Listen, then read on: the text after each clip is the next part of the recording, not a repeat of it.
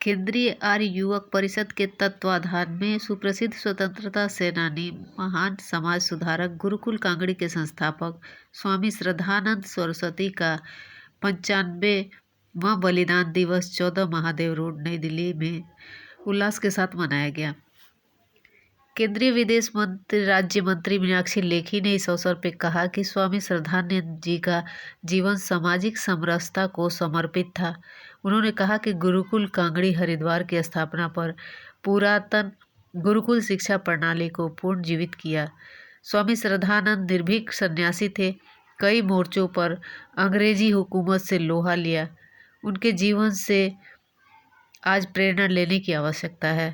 उन्होंने आगे कहा कि सर्वे भवन्तु सुखिनः की परंपरा से सनातन की रक्षा होगी। आनंद जी ने के भीतर जितने गुण अच्छे हो सकते हैं वे उतने गुण उन्होंने धारण किए, बुरे गुणों के ऊपर विजय करके। लेकिन कब, जब बरेली में आज गुरुकुल नोएडा, जिनका अभी आप प्रवचन सुन रहे थे, और विशिष्ट अतिथि श्रीमान आनंद। केंद्रीय आर्य योग परिषद के राष्ट्रीय अध्यक्ष अनिल आर्य ने कहा कि स्वामी जी ने अछूतोद्धार के अद्भुत कार्य किए हैं। शुद्धिकरण और घर वापसी के लिए उन्होंने अभियान चलाया। महिलाओं की शिक्षा के लिए जालंधर में महाविद्यालय की स्थापना की। उन्होंने गुरुकुल कांगड़ी की स्थापना के लिए अपनी कोठी व प्रेस बेचकर अपना सब कुछ दान कर दिया। समारोह अध्यक्ष शिक्षाविद अंजू मेहरोत्रा ने कहा कि जालियांवाला बाग हत्याकांड के बाद उन्होंने कांग्रेस अधिवेशन पर निर्भीकता का परिचय दिया।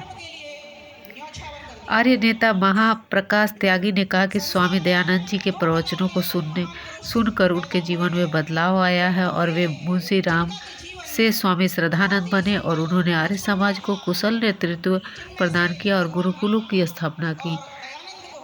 कार्यक्रम का शुभारंभ आचार्य डॉक्टर जयेंद्र कुमार ने यज्ञ करवाकर किया। उन्होंने कहा कि महर्षि दयानंद जी के बाद सबसे अधिक कार्य स्वामी श्रद्धानंद जी ने संभाला। जिस समय इस देश पर अविद्या का अंधकार था, उस समय दयानंद ने वेद ज्ञान के सूर्य से अविद्या अंधकार को दूर किया। उन्होंने शुद्धि आंदोलन पर शुरू की, गुरुकुलों की स्थापना की और संपूर्ण जीवन श्रद्धावान रहे। वैदिक विद्वान विमलेश बंसल दर्शनाचार्य, बीजेपी नेता भारत भूषण मदान, पूर्व महापौर सुभाष आर्य, पार्षद यशपाल आर्य, आचार्य महेंद्र भाई, प्रवीण आर्य, रविदेव गुप्ता, चंद्रशेखर ओम सप्रा, श्रुति सेतिया आदि ने भी अपने अपने विचार व्यक्त किए। गायिका दीप्ति सप्रा, प्रवीण आर्य, रजनी गर्ग, उर्मिला आर्य, आराधना शर्मा आदि के मधुर गीत प्रस्तुत किए। समादरणीय अनिल आर्य जी, उपस्थित भद्रपुरुषों, वंदनीय मातृशक्ति। एक एक शब्द आप जो है मेरी तरफ आपकी दृष्टि रहनी चाहिए, सुनते चलिए। मैंने कहा खड़े न रहे, नौजवान खड़े हो तो यहाँ पे बैठ ही सकते हैं। इस अवसर पर मुख्य रूप से सर्वश्री देवेंद्र गुप्ता, राहुल आर्य, यज्ञवीर चौहान, के यादव, आर्य रत्न सौरभ कुमार, आशा रानी, ममता चौहान, मृदुला अग्रवाल आदि उपस्थित रहे।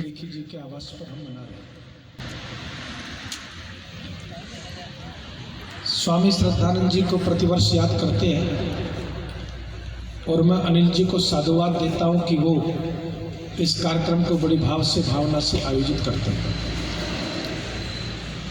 जिस समय देश में अविद्या का अंधकार था, ज्ञान का अंधकार था,